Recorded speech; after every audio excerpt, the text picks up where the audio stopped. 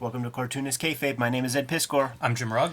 Going to be talking about the idea, the concept of bootleg artist editions, Jimmy. But we got to let you guys know we have a Patreon for you to support the Cartoonist Kayfabe channel, and depending on your level of support, you're getting videos before everybody else. And if you're at the highest level of support, you're watching us stream this right this very minute. Dozens of people in the chat room right now, and they're getting access to all the videos before anybody else completely mitigates that kayfabe effect, and they get first dibs on the comics that we're talking about on the aftermarket. Pays for itself, man. Once there's one comic you want that's out there that costs $150 later that day that the video comes out, the videos are also brought to you by the books that we make, and you're looking at the range of our bibliographies right here. Red Room is the focus of my career right now. Antisocial Network, Trigger Warnings is out there, X-Men Grand Design, Hip Hop Family Tree celebrating its 10th anniversary this year. Jimmy has Hulk Grand Design forthcoming very soon, next month as of this recording. Street Angel comics are out there in the wild, various hardcovers, Street Angel Deadliest Girl Alive.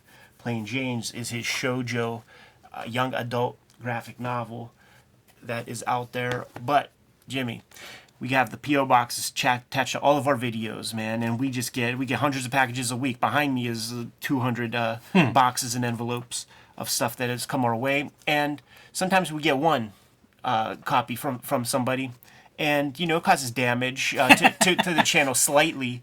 I'm nursing some hard feelings right now, Ed. We have to flip coins. The coin flip is sacred, as they say in the episode 2 of Breaking Bad.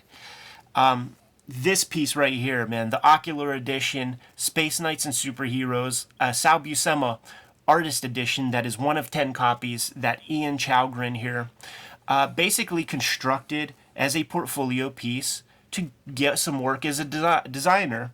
So I say to you, Jimmy, like this idea of going on comicartfans.com, where everybody has all these super high-res versions of their original art.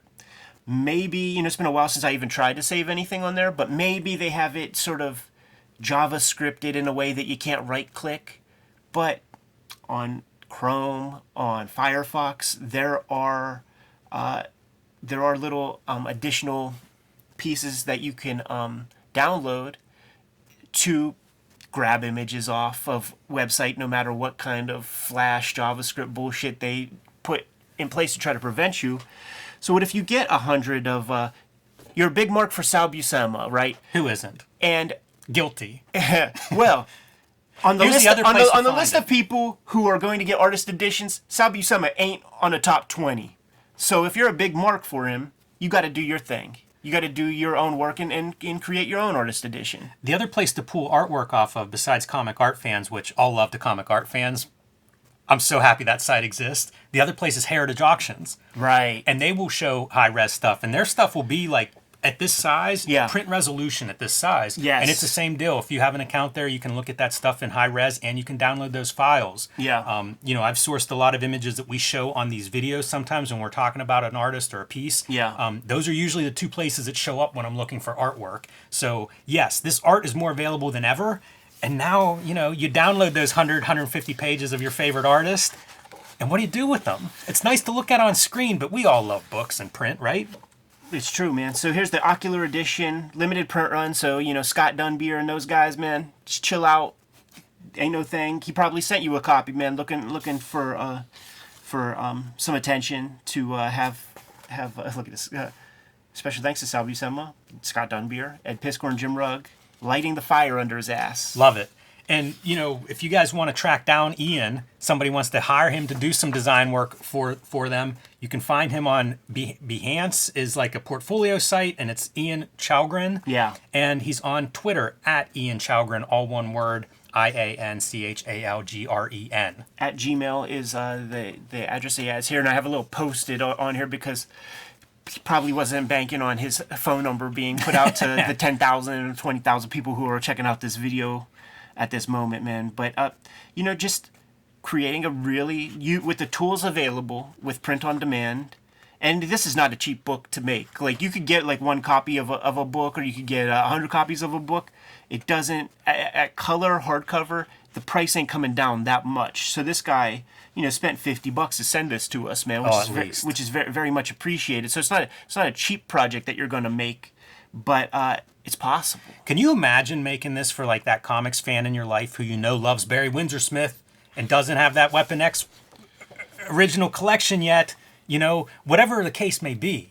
Kayfabers, we are fans of Barry Windsor Smith. That's who I meant too. Weapon X. And we have a P.O. Box. P.O. Box, it's where Ian sent this to us, man. P.O. Box 3071, Munhall, PA 15120. But don't sweat if you put in that 15120 and it comes up Homestead. It's okay. So it gets to the same place. 2 copies, please. Here's your table of contents, man. So you see where the work is sourced from in its original incarnation. You got some Captain America. You got some Avengers. I know you were singing the praises of his Incredible Hulk. Great Incredible Hulk artist. I like the format choice, too, to do a double column of these pages so that you can fit your table of contents all on one spread. Yeah. You got a good image going across both pages, thinking in terms of the spread. Oh, man, how iconic is this? This was in all those half-page ads when ROM was getting launched. Man, I've seen that image 1,000 times. And it depends on the source material that you have available, man. Some of those images, these guys who are sharing the stuff online, they're not necessarily technically savvy, so they're maybe not putting up the highest res stuff. But this guy's able to find enough, sequential pages that he can, put them together. And they're old enough too, dude, where that paper cement just eating through the paste ups. Yeah, really interesting to see it. We say this all the time when you look at artist editions is what's on there. All the paste ups on letterings in those early pages makes you wonder, like, how are you behind the 8-ball already on issue 1?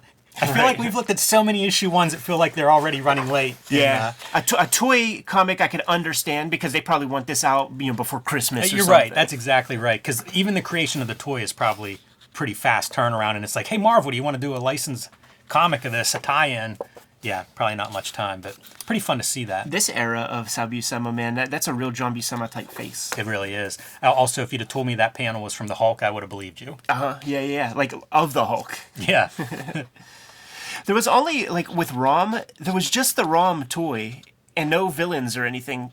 In the commercial, they would talk about, the dire wraiths, but they were never visualized as far as I can tell. Yeah. So you have to create everything to go along with ROM. He's literally just this guy. We look at so much inking and stuff of, like, Scott Williams and this detail. Look at how these are inked where it's just like the side of the brush, like a broad brush stroke. And that's Buscema himself. That's all you need. Doing some inks on that stuff. And just like artists, it's like you could tell that, the guy who scanned this, it's one of those, like, cheap-ass, old-school flatbed scanners. Like, the light is only coming from down here. It ain't even up there. Yeah, some of these I suspect are even grayscale only. A few of these pages look like they were scanned that way. Right. Which is funny to think of something like Comics Art Fan being, I guess, 20 years old or older now. So, early on, those files were big. Yeah, they could have even just been 72 DPI. Yeah, it's really a cool artifact. And like I say, as somebody who likes to make books and make these little additions and kind of decorate my shelf with custom-made stuff, this really does open up the possibilities of some cool things. It's a genius idea. And like, sourcing, like, I have folders full of my favorite guys' artworks, and with a couple clicks of a mouse, like, I could generate a hardcover artist edition and have it sent to my house. I think about something like Glenn Bray's collection of art that Fantagraphics published. Yes. And it's Lighted Eye. Check that video out on the Kayfabe channel. It's a great collection of one person's, love. Yeah. Like, you could do that too. This could be an anthology of your 10 favorite artists, your 20 favorite artists, just a sample of their work. Like, there's so much stuff you could do with this and have fun. And I like that it takes advantage of the print-on-demand technology that we now have access to. This book looks way better than a book I would hand bind myself. It's true. And a lot faster to make. Let me promise you that. Probably less pricking your finger with the needle and better end results. And truthfully, like, you're an in-demand artist. It's cheaper. Yeah, definitely better use of my time. Your time is very, very valuable. Here goes your dire wraiths, man. They show up in in the X-Men comics that pop out in the 80s. That's how you get your Mystique and Destiny and Villain Rogue showing up in there, man. But being bound by the print-on-demand technology, it has to be kind of an artisan edition. They don't bind 11 by 17 books at this time. So you gotta sort of settle for this. The thing is, I know a lot of people that get the artist edition and the artifact, or like the artisan edition, just because the little book is more manageable. You can pull it off the shelf. Absolutely. And this looks beautiful. You know, yeah, I got there. no problem with the size of this. To It's me, all there. It's really fun to go through this. We've been looking at doujinshi, right? Like amateur press books. How great is this to add to the shelf of what you can make yourself? What do we call this video, Jimmy? Bootleg artist edition doujinshis? Yeah, DIY artist editions. DIY artist edition. That might be the title of the video. Boy, that's a fun one. Look at this. What is going on here? Is that some customization Ian's putting on the screen tones, or Cool design trope. Very You know, nice. like a nice little stroke of design creativity, man. just a little bit extra? And that's what you want in these chapter breaks. You know, when we look at artist editions, I always think about those places where you can zoom in on a piece. Look at the pre-Miller Kingpin. That's totally like a Romita guy. Yeah, definitely. I have this issue, man. I love this issue. I remember getting it at the flea market. Yeah, Sal Buscema has a big body of work. It's another like John Buscema face. Like, I wonder if those guys like just worked in the same studio or something. Yeah, I have no idea. It is interesting. You know, it's almost the opposite of the Hernandez brothers, where you've got a lot of overlap in the way the Buscema art looks. Yeah. Certainly in some of the little ticks, the figures, some of that stuff. But There's a Hulk Captain America crossover, so shades of things to come. right. Oh, such nice depth. You know, just very thoughtful illustration here. That almost looks like Virgil Finlay, you know, a Golden Age pulp illustration. Yeah, I was gonna say this is not Sal Buscema inks. Like those clouds, man, that line. Yeah. Not something you would see in anything I can think of his. He had, like, there were times where he was doing like 4 monthly books at a time. He might have a bigger page count than Kirby. There are astonishing dudes that have more pages done in comics than Jack Kirby did. There was a website that calculated all this stuff for a while. I'd be really curious to see it. And Kirby was like in the top 10, but he wasn't maybe even the top 5. I was gonna say, like, well, Kirby was doing it longer, but Sal Buscema did it way later. Yeah. You know, like he had a pretty long career. You And know? in the 70s, he would do every B-list title, you know, like It's a great Black Panther face. he might do one, you know, like a Hulk or a Captain America, but then he would be doing like the Defenders and, you know, I don't know, Werewolf by Night, just like all the kind of B-list stuff. I saw somebody, probably one of our comments, somebody was talking about like the 70s Marvel stuff of like Masters of Kung Fu and Tomb Yeah. of Dracula and Right. Werewolf by Night. And it's like those books, I have such a sweet spot for those books. They're like the kind of the fringe books, but that's where you were able to get away with whatever and do some really interesting stuff. I have all of, you know what, that's a video. That's a future video. I'm going to put a pin in it. Not a tease? Love Yeah. this texture.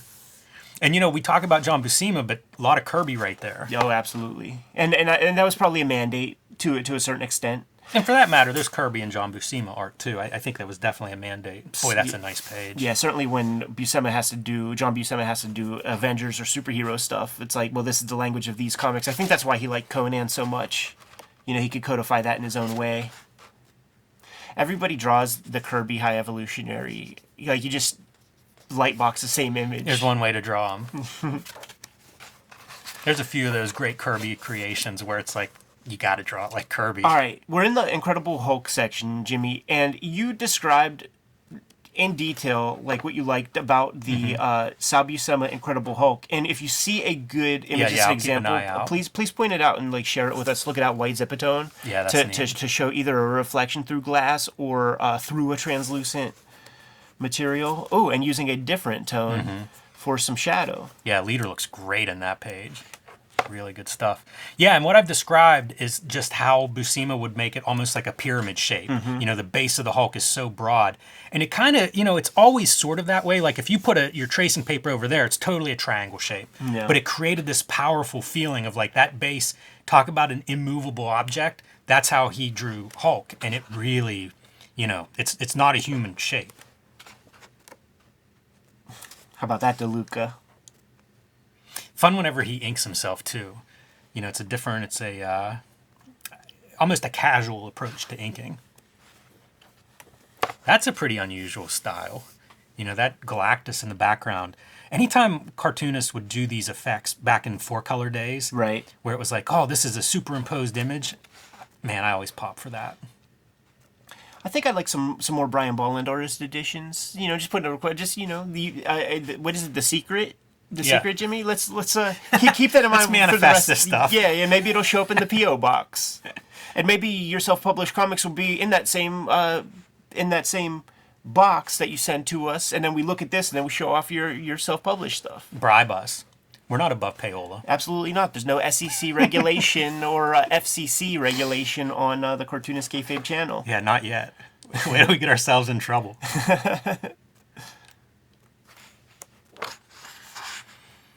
Yeah, you see as you go from chapter to chapter just how much Buscema really did. It's true, yeah. And it'd be amazing. I don't know if it's in here, but like his Spider-Man pages with Sienkiewicz inking over top. That could be some hot originals. That's true. Yeah. Sienkiewicz really like shot some life into that work. Yeah, I think about him so much. This is pretty, this is another one of those where the inking's a little bit different. It's all like a thin line. Doctor Strange in the chair. He's a sponge, Sal Buscema. Oh, this is Klaus Janson inking him. Oh, wow. I was going to say, it's him doing some like Mike Plug or like those Frank Brunner, those dudes who were doing Doc Strange comics in the 70s. But yeah, that's the Sal Buscema touch.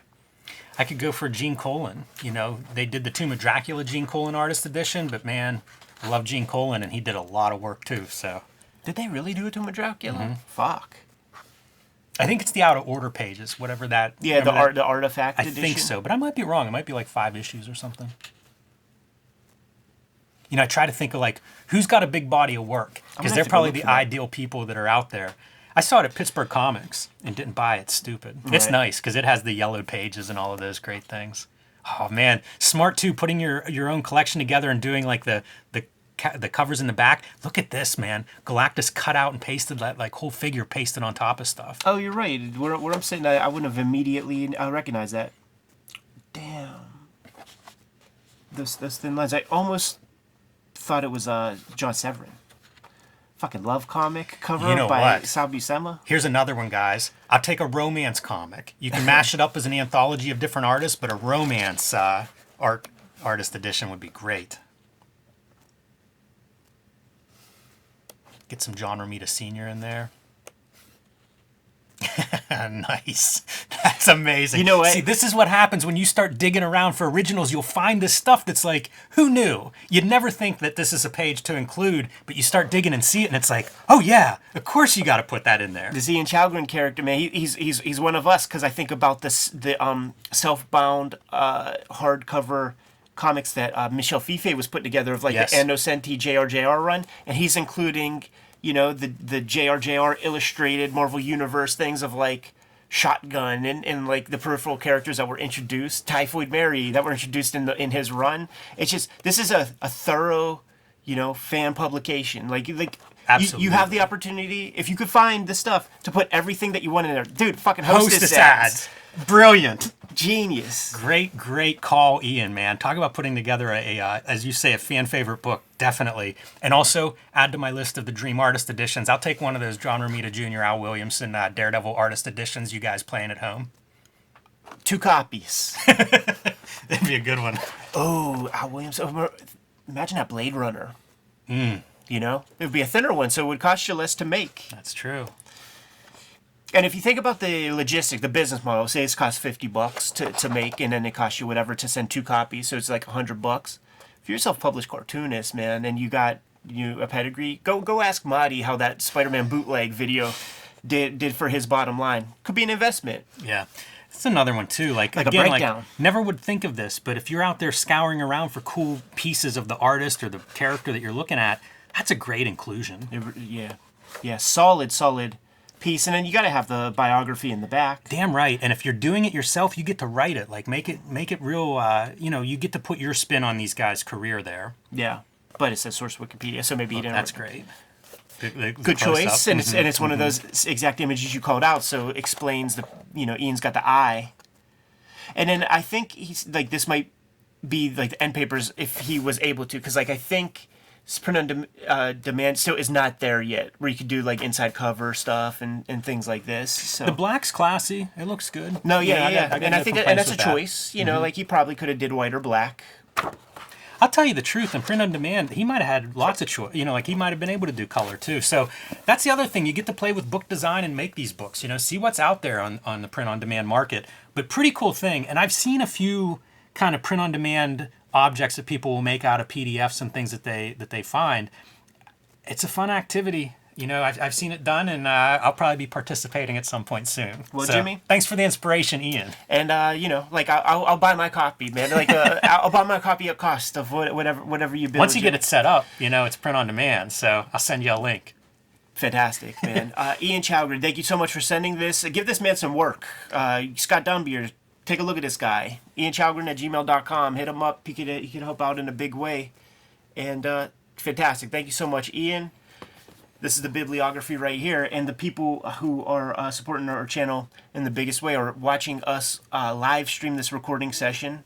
They're getting all the videos before anybody else because they're participating in our Patreon, which you see in the description in this video below. But there's some other ways to support the channel also. Jimmy, let the people know what you have out there, man. Plain Jane's and Street Angel Deadly Squirrel Live are both available right now. Hulk Grand Design, pre-order it. It is being shipped right now from the printer. So there's a finite number of copies. You want to reserve your copy today to make sure you're not left out. And Street Angel Princess of Poverty is available for pre-orders. That'll be coming out this spring. So get your order in on that one as well. And join me on patreon.com/JimRugg, where you can see lots more of my art and comics, what I'm working on, and you can download out of print zines and mini comics there. Red Room is the focus right now for me. Murder on the Dark Web for Fun and Profit. There's 2 Red Room trade paperbacks, The Antisocial Network and Trigger Warnings, out there in the wild right now. I'm serializing the next round of Red Room comics on my Patreon right now. Hit up the link in the description below this video. You can support the channel. $3 for the archive at my Patreon. You get all the existing comics and whatever I'm putting out now, man. Way over 300 pages worth of stuff. Less than a penny a page. But, you know, keep supporting the books. We'll be able to keep making these videos. Jimmy, tell the people what else we have out there. Subscribe to the Cartoonist Kayfabe e-newsletter at the links below this video. You can also find Cartoonist Kayfabe t-shirts, merchandise, hats, mugs, all kinds of great stuff at our spread shop. That link is also below this video. Thank you so much for supporting the channel and spreading the word. Giving those marching orders, Jimmy. We'll be on our way. Make more comics.